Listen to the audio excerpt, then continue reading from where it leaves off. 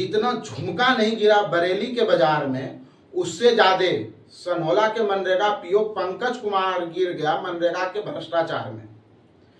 ऐसा हम इसलिए कह रहे हैं कि आज एक नई योजना जिसके विषय में बात करने के लिए आए हैं, और ये योजना है तेलौंदा पंचायत का, जिस पंचायत में भी पंचायत चुनाव, मुखिया का चुनाव जोरों से चल रहा है। उस पंचायत में मनरेगा का भ्रष्टाचार भी जोरों से चल रहा है। जिस कार्यस्थल का हम बात कर रहे हैं, जिस योजना का हम बात कर रहे हैं, उस योजना का नाम है सीताराम के खेत से पुल तक डांड की खुदाई कार्य। सीताराम के खेत से पुल तक जो डांड की खुदाई कार्य है, उस डांड की खुदाई कार्य में जो तस्वीर लगाया है, उस तस्वीर में आप देख सकते हैं पूर्व महिला मुखिया जो थी, जिसकी देहांत हो गया था, उनके पति जी भी हैं,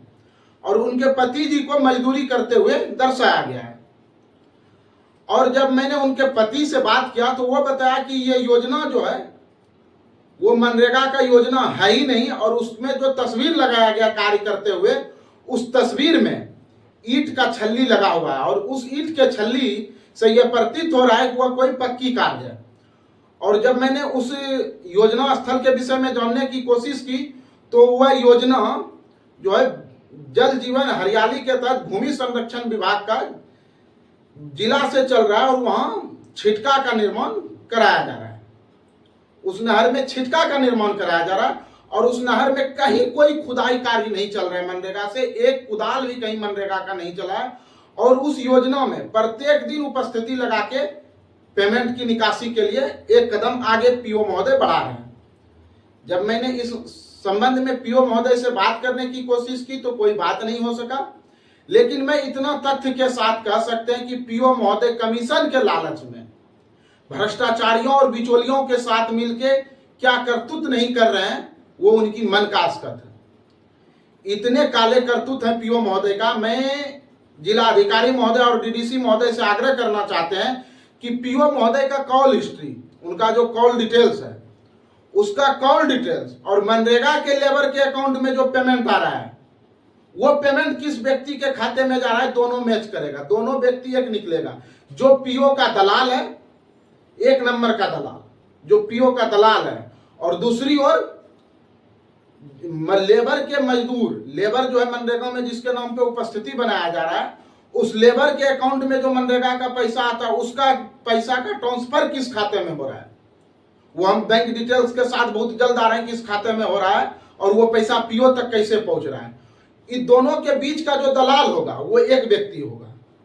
और वो दलाल ही पीओ को कमीशन पहुंचाता है, और 35 से 40% कमीशन पीओ महोदय मोटा कमीशन का उगाही कर रहे हैं। अब कमीशन का उगाही नहीं कर रहे हैं तो जो योजना, पक्की योजना किसी दूसरे विभाग से चल रहा है, आपके विभाग का वहां दूर दूर तक कोई लेना देना ना, आपके वहां कोई नामो निशान नहीं है मनरेगा का, और उसका तस्वीर आप तस्वीरों में साफ तौर पे देख सकते हैं, ईंट दिख रहा है आपको, काम करते हुए कोई अलग मजदूर दिख रहा है, और उस मजदूर का तस्वीर लगा करके, दूसरे योजना का तस्वीर लगा करके आप दूसरे योजना पे पेमेंट कर रहे हैं।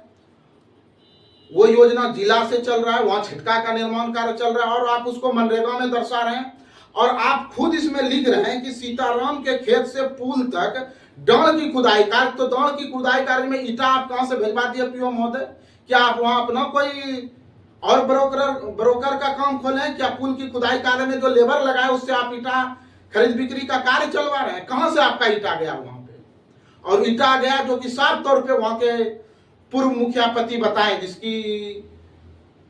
पत्नी का देहांत होने से जो उस पंचायत की मुखिया थी, जो अभी उपचुनाव हो रहा है, वो मुखिया पति खुद हमको ये जानकारी दिया कि वो मेरा अलग योजना है, उस वहां मनरेगा का दूर दूर तक कोई कार्य नहीं चल रहा है, और कागज पे अवैध पैसों की निकासी चल रहा है।